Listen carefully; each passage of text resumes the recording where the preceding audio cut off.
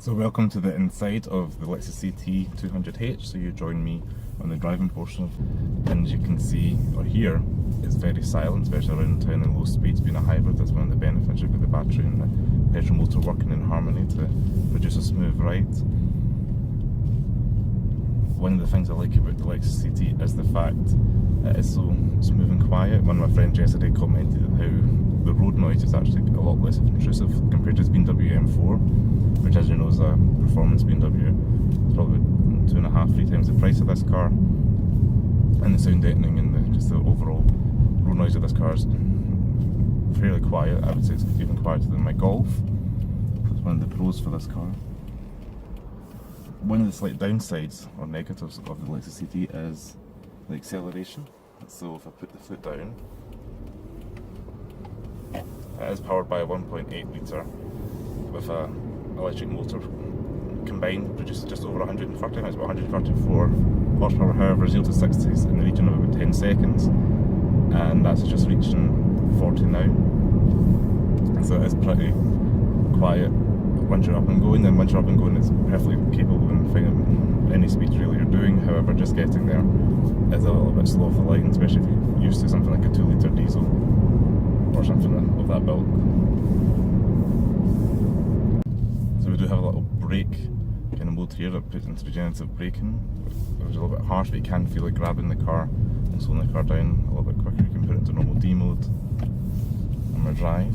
I actually quite like pushing it into sports mode, the twist of the knob, for one of two reasons. One, it firms up the handling a little bit and gives it a little bit more throttle, and it also gives you a little bit of boost from the battery off the line, so it does make the car feel a little bit quicker. I'm not actually sure how much it takes off the 0 to 60 time, but it definitely makes a difference in my driving just around town. However, being a hybrid, you probably would want it in normal eco mode to get the maximum miles to a gallon.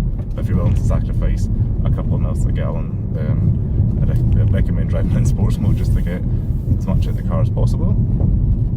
Some of you may be aware that this Lexus CT is based on the previous generation Toyota Urus hybrid along with the Toyota Prius.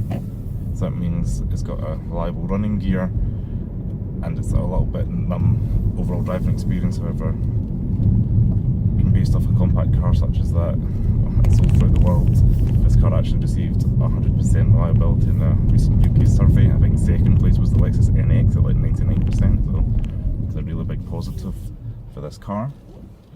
Not sure if you can see it or feel it in the camera, but one of the slight downsides of this car is the suspension. It's not riding particularly comfortable in comparison to other Lexus models, especially something like the ES, which is a big soft, squishy saloon sedan, depending what part of the world you're from. And it even rides a little bit firmer in comparison to even my previous BMW 1 series that ran on 17-inch alloy wheels that were run flats. This is just in standard alloys.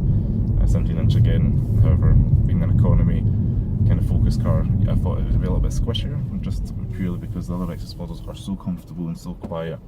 This does have the quietness down, but just the firm ride is a little bit more jarring and bouncy at low speed, especially over some potholes and not so well maintained Scottish roads as we're on at the moment. As you can see, I do apologise, the camera's bouncing around like this, and you do feel that kind of transferring through the cabin itself.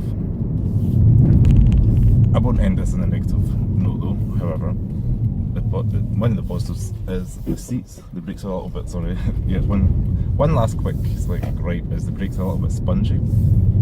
It feels like there's 2 tiers of it. The first tier is like a gentle brake, and I guess that's putting energy back into the battery. And then if you really need to brake, you push down and you almost get like a second wind of braking, and then it slams on the brakes.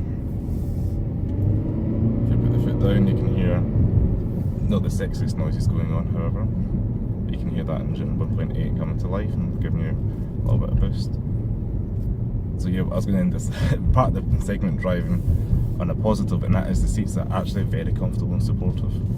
It does have a lot of adjustment on the driver's side particularly, especially you've got the rake and reach adjustment, you've got height adjustment, so there's definitely something for everybody here.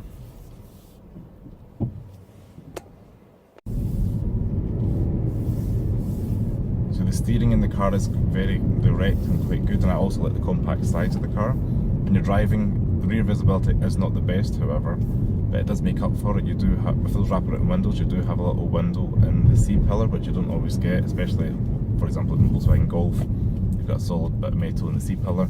Lexus do give you that little extra window there, so it's particularly handy if you're on the motorway and you're going to merge onto the motorway or switch lane at high speed. You've got that little bit there to check your blind spot.